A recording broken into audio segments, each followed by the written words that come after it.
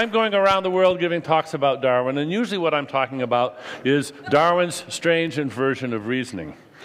Now, that title, that phrase comes from a critic, an early critic, and this is a passage that I just love and would like to read for you.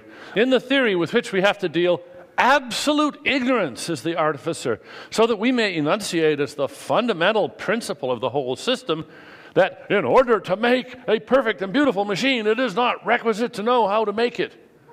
This proposition will be found, on careful examination, to express in condensed form the essential purport of the theory, and to express in a few words all Mr. Darwin's meaning, who, by a strange inversion of reasoning, seems to think absolute ignorance fully qualified to take the place of absolute wisdom in the achievements of creative skill. Exactly. Exactly. And it is a strange inversion. A creationist pamphlet has this wonderful page in it. Test 2. Do you know of any building that didn't have a builder? Yes, no. Do you know of any painting that didn't have a painter? Yes, no. Do you know of any car that didn't have a maker? Yes, no. If you answered yes for any of the above, give details. Aha! I mean, it really is a strange inversion of reasoning. You would have thought it stands to reason that, that design requires an intelligent designer. But Darwin shows that it's just false. Today, though, I'm going to talk about Darwin's other strange inversion, which is equally puzzling at first, but in some ways just as important. It stands to reason that we love chocolate cake because it is sweet.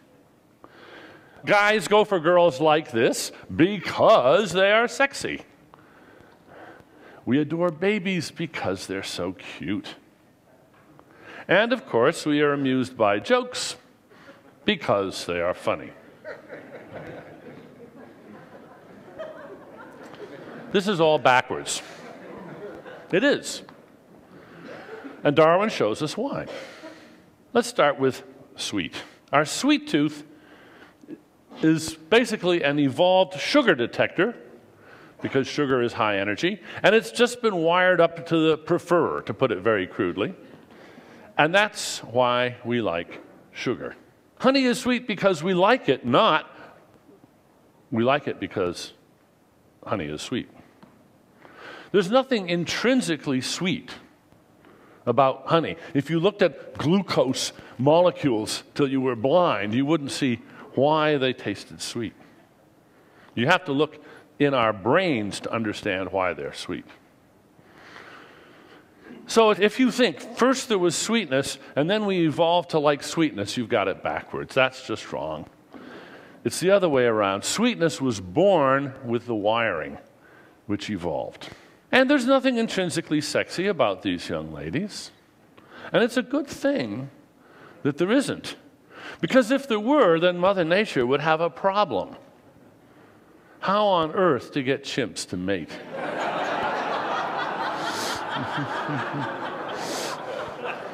Now you might think, there's a solution. Hallucination. That would be one way of doing it, but there's a quicker way. Just wire the chimps up to love that look. And apparently they do. That's all there is to it.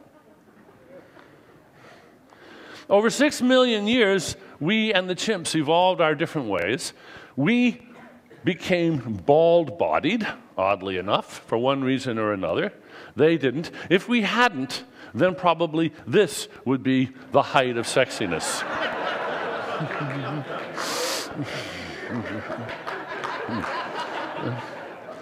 Our sweet tooth is an evolved instinctual preference for high-energy food. It wasn't designed for chocolate cake. Chocolate cake is a supernormal stimulus. The term is owed to Nico Tinbergen, who did his famous experiments with gulls, where he found that that orange spot on the gull's beak, if he made a bigger, oranger spot, the gull chicks would peck at it even harder. It was a hyper-stimulus for them, and they loved it. What we see with, say, chocolate cake is it's a supernormal stimulus to tweak our designed wiring. And there are lots of supernormal stimuli. Chocolate cake is one.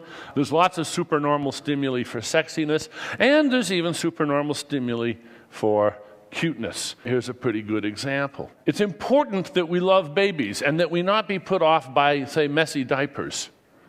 So babies have to attract our affection and our nurturing, and they do. And by the way, a recent study shows that mothers prefer the smell of the dirty diapers of their own baby. So nature works on many levels here. But now, if babies didn't look the way they do, if babies looked like this, that's what we would find adorable.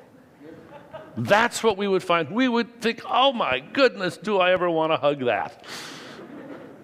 This is the strange inversion. Well, now, finally, what about funny? My answer is it's the same story. The same story. This is the hard one, the one that isn't obvious. That's why I leave it to the end, and I won't be able to say too much about it. But you have to think evolutionarily. You have to think, what hard job that has to be done? It's dirty work. Somebody's got to do it.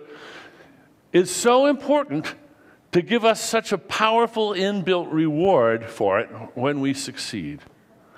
Now, I think we found the answer, I and a few of my colleagues. It's a neural system that's wired up to reward the brain for doing a grubby clerical job.